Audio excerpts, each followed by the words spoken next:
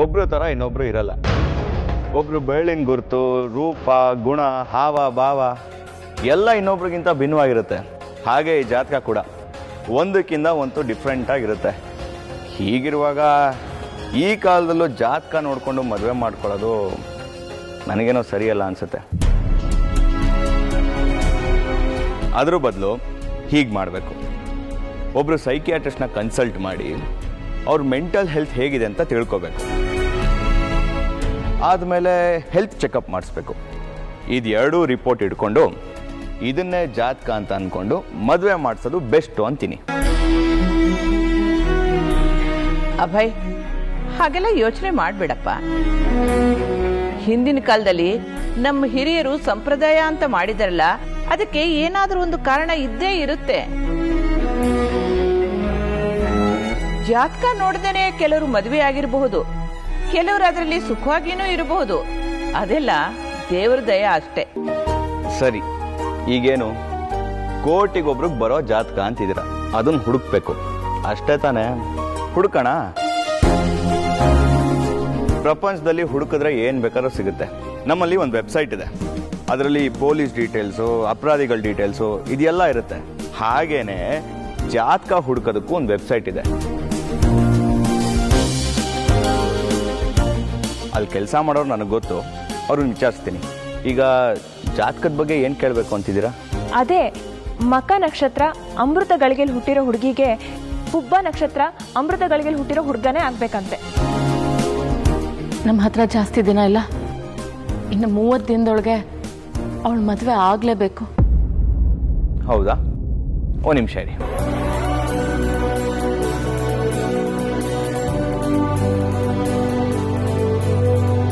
Hi Dixit, ಏನಿಲ್ಲ, ಒಂದು ಜಾತಕ ಕಳಿಸ್ತೀನಿ. ಅದಕ್ಕೆ ಮ್ಯಾಚ್ ಆಗುವಂತ ಒಬ್ಬ ಹುಡುಗನ ಜಾತಕ ಬೇಕು. ಹುಡುಕ್ತ್ಯಾ? ಮಕ ನಕ್ಷತ್ರ ಅಮೃತ ಗಳಿಗೆಲ್ ಹುಟ್ಟಿರೋ ಹುಡುಗಿಗೆ ಪುಬ್ಬ ನಕ್ಷತ್ರ ಅಮೃತ ಗಳಿಗೆಲ್ ಹುಟ್ಟಿರೋ ಹುಡುಗ ಬೇಕು. ಯಾರಾದರೂ ಇದ್ರೆ ನೋಡಿ, ತುಂಬಾ ಅರ್ಜೆಂಟ್ ಇದೆ. Okay okay, bye. Don't worry Shivani ಅವರೇ, ಈಗ ನಾನು ಮಾತಾಡೋದ್ನಲ್ಲ, ಅವ್ರದ್ದು ಇಂಡಿಯಾದಲ್ಲೇ ಅತಿ ದೊಡ್ಡ ಮ್ಯಾಟ್ರಿಮೋನಿ ಸರ್ವಿಸ್. ಇವ್ರ ಹತ್ರ ಇಂಟರ್ನ್ಯಾಷನಲ್ ಕಾಂಟ್ಯಾಕ್ಟ್ಸು ಇದೆ, ಹಾಗೆ ಕೋಟ್ಯಾಂತರ ಜಾತಕಗಳು ಇದೆ. ಈಗ ನಾವು ಡೀಟೇಲ್ಸ್ ಕೊಟ್ವಲ್ಲ, ಅದನ್ನ ಅವ್ರ ಸಿಸ್ಟಮಲ್ಲಿ ಹಾಕಿ ಹುಡುಕ್ತಾರೆ. ಹಾಗೆ ಅವ್ರು ಏನು ಮಾಡ್ತಿದ್ದಾರೆ, ಎಲ್ಲಿದ್ದಾರೆ ಅಂತೆಲ್ಲ ಕಣ್ಣು ಹಿಡಿದು ಅವ್ರು ಡೀಟೇಲ್ಸ್ ಕೊಡ್ತಾರೆ. You don't worry.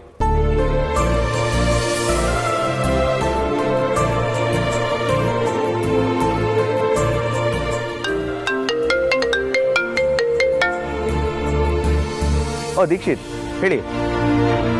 ಹೌದಾ? ಸಿಕ್ಬಿಡ್ತಾ? ಮ್ಯಾಚ್ ಆಗೋ ಹುಡುಕ ಸಿಕ್ಬಿಟ್ನಾ? ಓ, ವೆರಿ ನೈಸ್.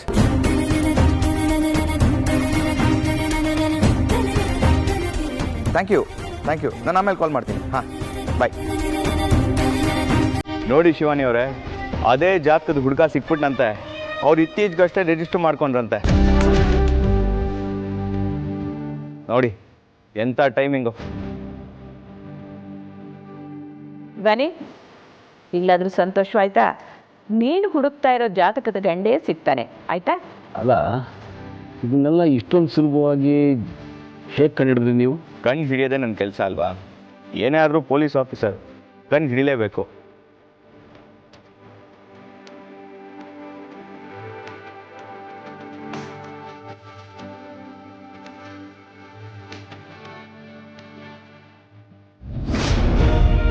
ನಾಗಮಾತ ಮನೆಗೆ ಬಂದಿದ್ದಾರೆ.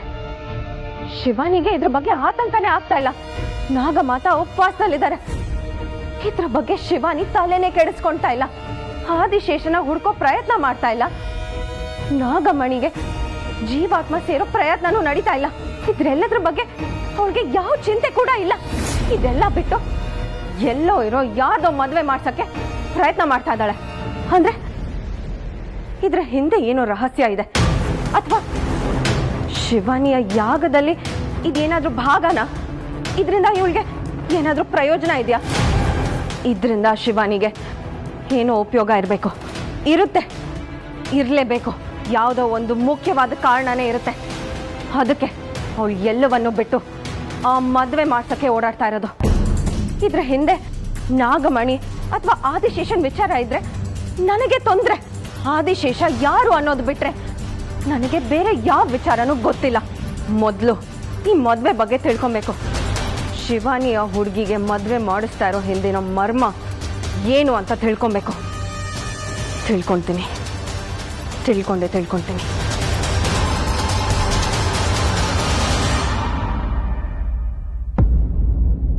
ಅಪ್ಪಣೆ ಕೊಡದೆ ಇದ್ರು ಮನ್ಸಿಗೆ ಬಂದ್ ಕೂತ.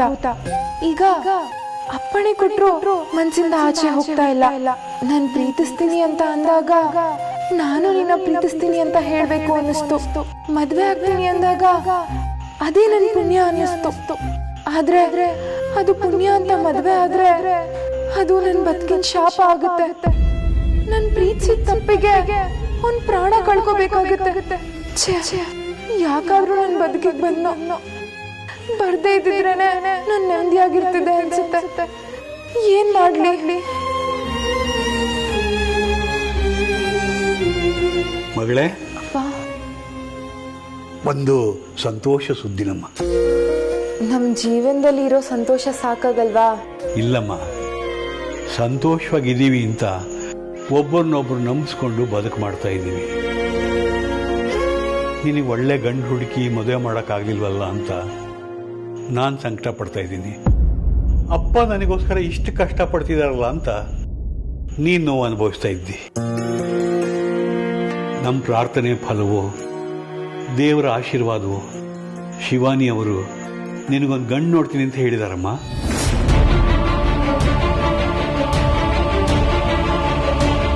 ನಿನಗೆ ಹೊಂದಿಕೆ ಆಗೋ ರೀತಿ ಜಾತಕದ ಗಂಡು ಸಿಕ್ಕೋದು ತುಂಬ ಕಷ್ಟ. ಆದರೆ ಶಿವಾನಿ ಅವರು ಹೇಳಿದಾಗ ನನಗೆ ಸ್ವಲ್ಪ ನೆಮ್ಮದಿ ಆಯ್ತಮ್ಮ. ನಿನ್ನ ಜಾತಕದಲ್ಲಿ ಈ ಸಮಯದಲ್ಲಿ ನಿನಗೆ ಸಿಗೋ ಗಂಡು ಸರಿ ಹೋಗ್ತಾನೆ ಅಂತ ಇದೆಯಮ್ಮ. ಹಾಗಾಗಿ ಯಾರನ್ನೇ ಹುಡುಕಿದ್ರು ನೀನೇನೂ ಮಾತಾಡದೆ ಅವ್ರನ್ನ ಒಪ್ಕೋಬೇಕು. ಇಲ್ಲಿ ಗಂಡು ಯಾರು ಅನ್ನೋದು ಮುಖ್ಯ ಅಲ್ಲಮ್ಮ, ನಿನ್ನ ಜಾತಕಕ್ಕೆ ಅವ್ನು ಹೊಂದಿಕೆ ಆಗ್ತಾನೋ ಇಲ್ವೋ ಅನ್ನೋದು ಅಷ್ಟೇ ಮುಖ್ಯ. ಅಲ್ಲಪ್ಪ, ಬೇಡ. ನೋಡಮ್ಮ, ಭಾಗ್ಯಲಕ್ಷ್ಮಿ ಮನೆಗೆ ಬಂದಾಗ ಬಾಗಿಲು ಹಾಕ್ಬೇಡಮ್ಮ. ನಿನ್ನ ತಲೆ ಮೇಲೆ 4 ಅಕ್ಷತೆ ಕಾಳು ಹಾಕಿ ಕಣ್ಣು ಮುಚ್ಚಬೇಕು ಅಂತ ನನ್ನ ಆಸೆ. ಅದು ಈಡೇರುತ್ತೋ ಇಲ್ವೋ ಅಂತ ಅಪನಂಬಿಕೆ ಇತ್ತಮ್ಮ. ಶಿವಾನಿ ಅವ್ರು ಬಂದಮೇಲೆ ಸ್ವಲ್ಪ ಭರವಸೆ ಮೂಡ್ತಾ ಇದೆ. ಈಗ ಒಳ್ಳೇದಾಗತ್ತೆ ಅನ್ನೋ ನಂಬಿಕೆ ಇದೆಯಮ್ಮ. ಅದಕ್ಕೆ ಯಾಕೆ ನಾವು ಬೇಡ ಅನ್ಬೇಕು? ನಿನ್ನ ಜಾತಕದ ಪ್ರಕಾರ ಈಗ ನಿನ್ನ ಗ್ರಹಗತಿ ತುಂಬ ಚೆನ್ನಾಗಿದೆ, ಎಲ್ಲ ಒಳ್ಳೇದಾಗುತ್ತಮ್ಮ.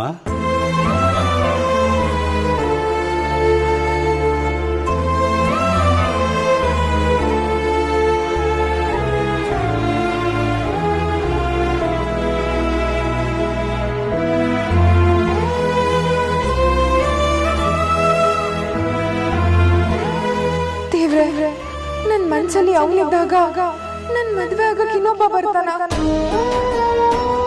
ನನ್ಗೆ ಸರಿ ಹೊಂದೋ ಜಾತಕ ಇರೋ ಗಂಡು ಬೇಡ. ಯಾರನ್ನೇ ಮದ್ವೆ ಆದ್ರೂ ಅವನ್ ಪ್ರಾಣ ಹೋಗೋದಂತೂ ಖಚಿತ. ಬೇಡ ದೇವ್ರೆ, ನನ್ನಿಂದಾಗಿ ಒಬ್ರು ಪ್ರಾಣ ಹೋಗೋದು ನನಗಿಷ್ಟ ಇಲ್ಲ. ಅವನು ನಾನ್ ಪ್ರೀತಿಸೋನಾಗಿದ್ರು ಸರಿ, ಜಾತಕದ ಪ್ರಕಾರ ನೋಡಿದ ಗಂಡಾಗಿದ್ರು ಸರಿ.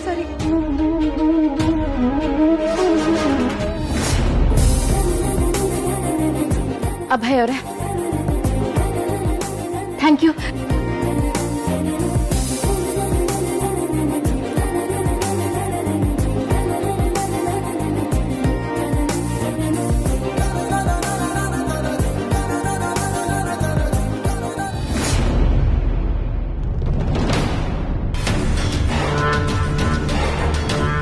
ಅವನೇ ಆದಿಶೇಷ ಅಂತ ಅವಳಿಗೇನಾದ್ರೂ ಗೊತ್ತಾಯ್ತಾ?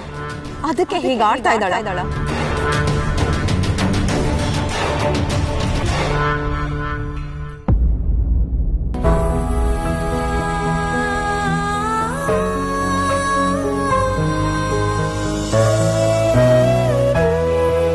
ಶಿವಾನಿ ಅವರೇ, ಏನ್ ವಿಷಯ? ಸಂತೋಷ ಆಗ್ತಿದೆ, ತುಂಬಾ ಸಂತೋಷ ಆಗ್ತಿದೆ. ಯಾಕೆ? ಇರೋ ಕಡಿಮೆ ಸಮಯದಲ್ಲಿ ಆ ವಿಶೇಷವಾದ ಜಾತಕದ ಹುಡುಗನ ಹುಡುಕಿ ಮಯೂರಿಗೆ ಮದ್ವೆ ಮಾಡಿಸೋದು ನನ್ನ ಜವಾಬ್ದಾರಿ ಆಗಿತ್ತು. ಆದ್ರೆ ಏನ್ ಮಾಡ್ಬೇಕು ಅಂತಾನೆ ಗೊತ್ತಿಲ್ಲದೆ ನಾನು ಯೋಚನೆ ಮಾಡ್ಕೊಂಡು ಕೂತಿದ್ದೆ. ನೀವು ಬಂದು ಕ್ಷಣ ಮಾತ್ರದಲ್ಲಿ ನನ್ನ ಚಿಂತೆ ಎಲ್ಲ ದೂರ ಮಾಡಿದ್ರಲ್ಲ, ನಿಮಗೆ ನಿಜವಾಗ್ಲೂ ದೊಡ್ಡ ಮನ್ಸಿದೆ ಅಭಯ್ ಅವರೇ. ನಾನು ಬಂದಿರೋದೇ ಎಲ್ಲರ ಚಿಂತೆ ದೂರ ಮಾಡಬೇಕು ಅಂದಮೇಲೆ ನಾನು ಹೇಗೆ ಸುಮ್ಮನಿರಲಿ? ಸರಿ, ಆ ಹುಡುಗ ಎಲ್ಲಿದ್ದಾನೆ? ಏನ್ ಮಾಡ್ತಾ ಇದ್ದಾನೆ? ಹುಡುಗ? ಯಾವ ಹುಡುಗ? ಅದೇ ವಿಶೇಷವಾದ ಜಾತಕದ ಹುಡುಗ. ಓ, ವಿಶೇಷವಾದ ಜಾತಕದ ಹುಡುಗ. ಅವನು ಆರಾಮಾಗಿ ಓಡಾಡ್ಕೊಂಡಿದ್ದಾನೆ. ಅಂದ್ರೆ ಅವ್ನು ನಿಮಗೆ ಗೊತ್ತಾ? ನೀವು ಅವನ್ನ ನೋಡಿದ್ದೀರಾ? ನನಗೆ ಹೇಗೆ ಗೊತ್ತಿರಕ್ಕೆ ಸಾಧ್ಯ? ಅವ್ನು ಯಾರು ಅಂತ ಗೊತ್ತೇ ಇಲ್ಲ, ನಾನು ನೋಡೇ ಇಲ್ಲ. ಮತ್ತೆ ಈಗ ತಾನೇ ಆರಾಮಾಗಿ ಓಡಾಡ್ಕೊಂಡಿದ್ದಾನೆ ಅಂತ ಹೇಳಿದ್ರಿ. ಅದ ಮದುವೆ ವಯಸ್ಸಿಗೆ ಬಂದಿರೋ ಹುಡುಗರು ಆರಾಮಾಗಿ ಓಡಾಡ್ಕೊಂಡಿರ್ತಾರಲ್ಲ, ಹಾಗೆ ಹೇಳ್ದೆ ಅಷ್ಟೇ. ಸರಿ, ಹಾಗಾದ್ರೆ ಈಗ ಆ ಹುಡುಗನ ಬಗ್ಗೆ ಗೊತ್ತಾಗ್ಬೇಕಲ್ಲ. ಹಾ, ಹುಡುಗನ ಬಗ್ಗೆ ಡೀಟೇಲ್ಸ್ ಕಳ್ಸೋದಕ್ಕೆ ಹೇಳ್ತೀನಿ ಬಿಡಿ. ಶುಭಶ್ಯಂ ಶೀಘ್ರಂ ಅಂತಾರಲ್ಲ, ನೀವೊಂದು ಕೆಲಸ ಮಾಡಿ, ಆ ಹುಡುಗನ್ಗೆ ಜಾತಕ ತಗೊಂಡು ನಾಳೆನೇ ಆಚಾರ್ಯರ ಮನೆಗೆ ಬರಕ್ ಹೇಳಿ. ಜಾತಕ ಎಲ್ಲ ನೋಡಿ ಹೊಂದಾಣಿಕೆ ಆದ್ರೆ ಮಾತುಕತೆ ಮುಗಿಸ್ಬಿಡೋಣ. ಹಾ, ಹಾಗೆ ಆಗ್ಲಿ. ನಾನು ಅವ್ರಿಗೆ ಮೆಸೇಜ್ ಮಾಡಿರ್ತೀನಿ. ಆಚಾರ್ಯರ ಮನೆ ಲೊಕೇಶನ್ ಕಳ್ಸಿದ್ರೆ ಸಾಕಲ್ವಾ? ಸರಿ.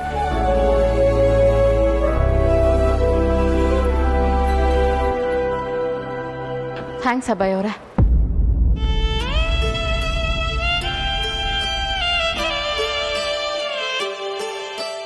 ಥ್ಯಾಂಕ್ಸ್ ಯಾಕೆ? ನೀವು ಮೇಲಿಂದ ಮೇಲೆ ನನಗೆ ಸಹಾಯ ಮಾಡ್ತಾನೆ ಇದ್ದೀರಾ. ಯಾವ ಜನ್ಮದ ಋಣನೋ ಏನೋ, ನೀವು ನನಗೆ ತುಂಬ ಹತ್ತಿರದವರು ಅನಿಸ್ತೀರಾ.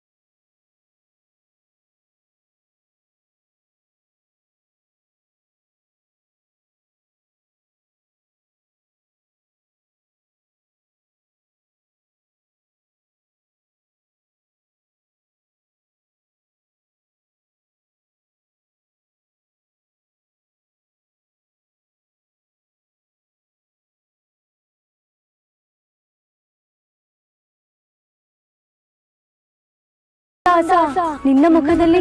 ಹೌದು ಮೋಹಿನಿ, ನಾನು ನೀನು ಒಂದಾಗುವ ಕ್ಷಣ ಹತ್ತಿರ ಬರುತ್ತಿದೆ ಎಂಬ ಸಂತೋಷ ನನ್ನ ಮುಖದಲ್ಲಿ ಕಾಣುತ್ತಿದೆ. ಅಂದರೆ ನಿನ್ನ ಮಾತಿನ ಅರ್ಥ? ನಾನು ಹೇಳಿದ್ದೆನಲ್ಲ ಮೋಹಿನಿ, ಭೂಲೋಕದಲ್ಲಿ ಅಭಯ್ ಎಂಬ ಮಾನವ ನನಗೆ ಪರಿಚಯವಾಗಿರುವುದು ಹೇಳಿದ್ದೇನಲ್ಲ. ಅವನು ನನಗೆ ಸಹಾಯ ಮಾಡುತ್ತಾನಂತೆ, ನನ್ನ ಮಯೂರಿಯ ಮದುವೆ ಮಾಡಿಸುತ್ತಾನಂತೆ. ಮೋಹಿನಿ, ಒಂದು ವೇಳೆ ಅದು ಆದರೆ ನಾವಿಬ್ಬರು ಸಂತೋಷವಾಗಿರಬಹುದಲ್ಲ. ಭೂಲೋಕದಲ್ಲಿ ಯಾರೋ ನಿನಗೆ ಸಹಾಯ ಮಾಡಿದ ತಕ್ಷಣ ನಿನ್ನ ಮಯೂರಿಯ ಮದುವೆ ಆಗದು ಶೇಷನಾಗ. ಅವನನ್ನು ನೋಡಿದರೆ ನಿನಗೆ ಸಹೋದರ ಭಾವ ಹುಟ್ಟಬಹುದು. ಅಂದ ಮಾತ್ರಕ್ಕೆ ನಮ್ಮ ಎಲ್ಲ ಸಮಸ್ಯೆಗಳಿಗೂ ಪರಿಹಾರ ಸಿಗುವುದಿಲ್ಲ ಶೇಷನಾಗ. ನಿನ್ನ ಮಯೂರಿಯ ಮದುವೆ ಆಗಬೇಕೆಂದರೆ ಅದು ಕೇವಲ ಶಿವಾನಿಯಿಂದ ಮಾತ್ರ ಸಾಧ್ಯ. ಅವಳೇ ಮುಂದೆ ನಿಂತು ನಿಮ್ಮಿಬ್ಬರ ಮದುವೆ ಮಾಡಿಸಬೇಕು. ಆಗಲೇ ನಾವು ಅಂದುಕೊಂಡಂಗೆಲ್ಲ ಆಗುವುದು. ಒಂದು ವೇಳೆ ಶಿವಾನಿ ಒಪ್ಪಿಲ್ಲವೆಂದರೆ? ಅವಳು ಒಪ್ಪದೆ ನೀವಿಬ್ಬರು ಮದುವೆ ಆದರೆ ಆ ಮದುವೆ ಸಿಂಧು ಅಲ್ಲ. ಇಲ್ಲ ಮೋಹಿನಿ, ನಾನು ಅವನನ್ನು ನಂಬುತ್ತೇನೆ. ಅವನಿಂದ ಎಲ್ಲ ಸಾಧ್ಯ. ಅವನನ್ನು ನೋಡಿದಾಗಲೆಲ್ಲ ನನ್ನ ಸಹೋದರ ಆದಿಶೇಷ ನೆನಪಾಗುತ್ತಾನೆ. ಅವನನ್ನು ಎಷ್ಟು ನಂಬುತ್ತೇನೋ ಅಷ್ಟೇ ಇವನನ್ನು ನಂಬುತ್ತೇನೆ. ಇವನಿಂದ ಎಲ್ಲ ಸಾಧ್ಯ ಮೋಹಿನಿ. ನಂಬಿಕೆ? ನಾವು ದಡ ಸೇರಲು ಬರೀ ನಂಬಿಕೆ ಇದ್ದರೆ ಸಾಲದು ಶೇಷನಾಗ. ಅದರ ಜೊತೆ ಪ್ರಯತ್ನವೂ ಕೂಡ ಇರಬೇಕು. ಆ ಭೂಲೋಕದಲ್ಲಿ ಪರಿಚಯ ಆದ ಮಾನವನು ನಿನ್ನ ಪ್ರೀತಿಗೆ ಸಹಾಯ ಮಾಡಬಹುದು. ನೀನು ಮದುವೆ ಆಗಬೇಕೆಂದರೆ ಅದಕ್ಕೆ ಶಿವಾನಿಯ ಸಹಾಯ ಬೇಕೇ ಬೇಕು. ಹೌದು ಮೋಹಿನಿ, ಅಭಯ್ ನನಗೆ ಸಹಾಯ ಮಾಡುತ್ತಿರುವುದು ನಿಜ. ಆದರೆ ಅವನು ಶಿವಾನಿಯ ಬಳಿ ಹೋಗಿ ನಮ್ಮ ಮದುವೆಗೆ ಸಹಾಯ ಕೇಳುವುದು ಅನುಮಾನ ತರುತ್ತದೆ. ನೋಡೋಣ ಮೋಹಿನಿ, ಮೊದಲು ಮಯೂರಿಯ ಮನಸ್ಸಲ್ಲಿ ನನಗೆ ಜಾಗ ಸಿಗಲಿ. ನಂತರ ಶಿವಾನಿ ನಮಗೆ ಸಹಾಯ ಮಾಡುವುದರ ಬಗ್ಗೆ ಉಪಾಯ ಮಾಡೋಣ.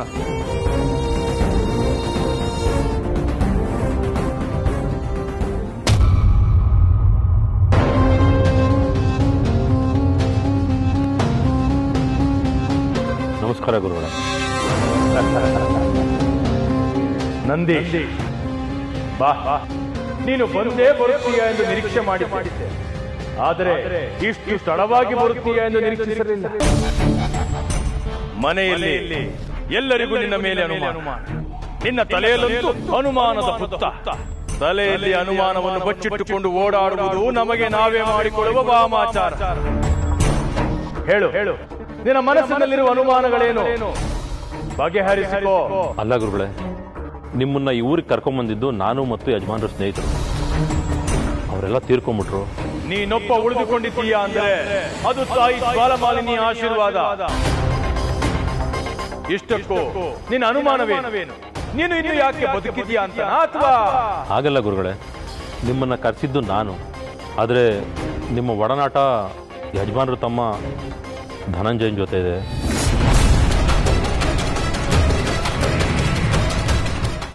ಯಜಮಾನ್ರ ತಮ್ಮ ಧನಂಜಯ ಎಷ್ಟೋ ವರ್ಷಗಳ ನಂತರ ಮನೆಗೆ ಬಂದರೂ ಯಜಮಾನ್ರಿಗೆ ಗೊತ್ತಿರೋ ಎಷ್ಟೋ ವಿಷಯಗಳು ಅವ್ರಿಗೆ ಗೊತ್ತು. ನನಗೆ ಅವರೇ ಯಜಮಾನ್ರ ಅಂತ ಅನುಮಾನ ಗುರುಗಳೇ. ಹೇಳಿ ಗುರುಗಳೇ, ನೀವು ಹೇಳಿ, ಧನಂಜಯನ ರೂಪದಲ್ಲಿರೋದು ನಮ್ಮ ಯಜಮಾನ್ರ? ತ್ರಯಂಬಕ ಗುರುಗಳ ಜೊತೆ ಇದ್ದಷ್ಟೇ ಒಡನಾಟ ಧನಂಜಯನ್ಗೆ ನಿಮ್ಮ ಜೊತೆ ಇದೆ. ನೀವು ಹೇಳಿ, ನೀವು ಮಹಾಶಕ್ತಿವಂತರು, ನಿಮಗೆಲ್ಲ ಗೊತ್ತಾಗತ್ತೆ. ಹೇಳಿ ಗುರುಗಳೇ. ಇವನಿಗೂ ಅನುಮಾನ ಬಂದ. ಇವನ ಅನುಮಾನ ದೂರ ಮಾಡದೇ ಇದ್ರೆ ನಾನು ನನ್ನ ಕನಸಿಂದ ದೂರ ಆಗಬೇಕಾಗತ್ತೆ. ಉತ್ತರ ಕೊಡಿ ಗುರುಗಳೇ. ಯಾಕೆ ಮೌನ? ನಂದೀಶ, ಧನಂಜಯ ನಿಜವಾಗ್ಲೂ ದಿಗ್ವಿಜಯ ಅಲ್ಲ. ಗುರುಗಳೇ, ನೀವು ಹೇಳ್ತಾ ಇರೋದು? ಅನುಮಾನ ಬೇಡ ನಂದೀಶ.